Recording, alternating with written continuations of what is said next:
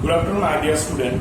Today we shall continue with the chapter of the rocks, and in my last class I already completed about the different types of rocks. That you know the rocks are three types.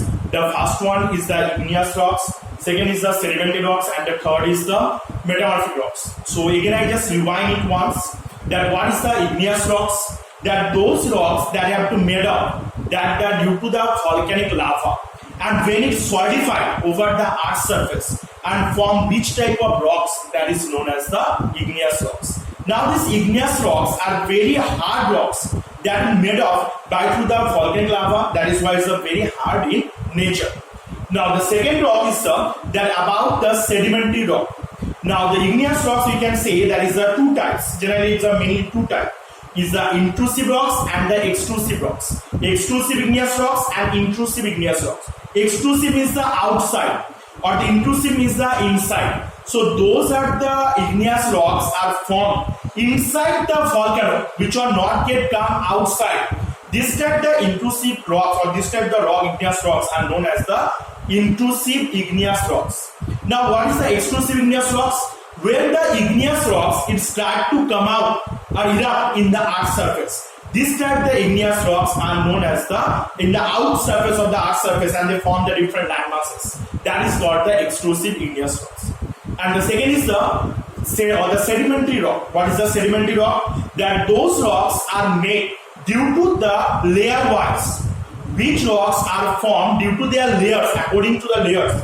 This type the rocks are known as the sedimentary rock. And the sedimentary rocks generally formed due to the river, wind, and the glacier. When they deposit their substance in a layer wise, that time only these rocks are being formed.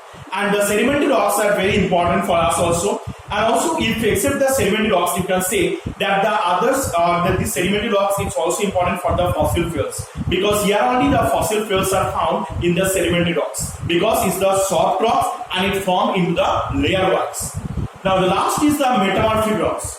When the sedimentary and igneous rocks, they present inside the earth's surface for the long period of time, and due to the high temperature and pressure, this type rocks are converted into the another type of rock. This rock is known as the metamorphic rock. Again I repeat that when the sedimentary and igneous rocks they present inside the earth's surface for the long period of time, that time they get huge amount of temperature and the pressure inside the earth's surface, and it convert into the another characteristics based rock, and this rocks is known by the name of metamorphic rocks. Okay, now today we are going to discuss about the uses of rocks. What are the uses of these rocks? The first, the characteristics of rocks influence the relief and the drainage of the area. If the land masses is made by which type of rock, on the basis of it, the drainage system is being dependent. If the rock is made by the hard substance, that time the river cannot flow on that way, because river cannot erode it. Those are the hard land masses. So that's why river is changed in the other direction. But if the river get the soft rock in its way, that a river can easily erode the land and start to flow. Now the second is the rocks and stone were widely used for making the tools and the implements. And those are the rocks or the stone they have been used for the making the tools and the weapons by through which. Rocks provided the building stones such as the construction for the houses, roads, dams. Those are the for this making of it. Those are the rocks will be needed. But otherwise, it not make the so flexibility on it. Now the next is the potash, nitrate, or the phosphate are the widely used the manufacturing of the chemical fertilizer. So those are the potash, nitrate, phosphate. These are used for the making the chemical fertilizer also. Now silica and clay are used for making the glass and pottery. Those are the silica and clay. These two things are used for which purpose? For making the glass and the pottery uses.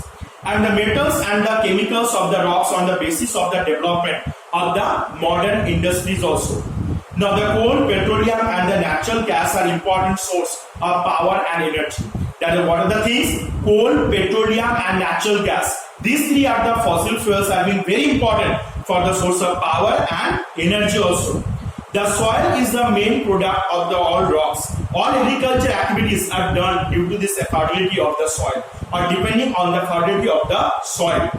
And if the soil that is made by the fertile, that time it will be very helpful for growing the agriculture crops. If the soil is not so much fertile, that time it's not being helpful for the growing agriculture crop purpose. And in the past, the minerals are helped to the growth of the civilization. Thus, the period of history can be named as the Stone Age, Bronze Age, and the Iron Age. Then in the earlier time also, that time in olden days or the ancient time, when the peoples they lived, that time they used by the stone, and by through the using stone, they make the different type of tools and weapons. That is what during that time it's known as the name of Stone Age. And the precious metal like the gold, silver, platinum or the diamond, these all are the substance we get due to the apply or the converting of the stone or from the as a form of metamorphic rocks. These are the items also we get. So these are the uses of the rocks. So from here, these are the any 5 uses that I have to learn at least. Okay, I hope you have to understand it. And next day we will discuss about the exercise questions. Thank you.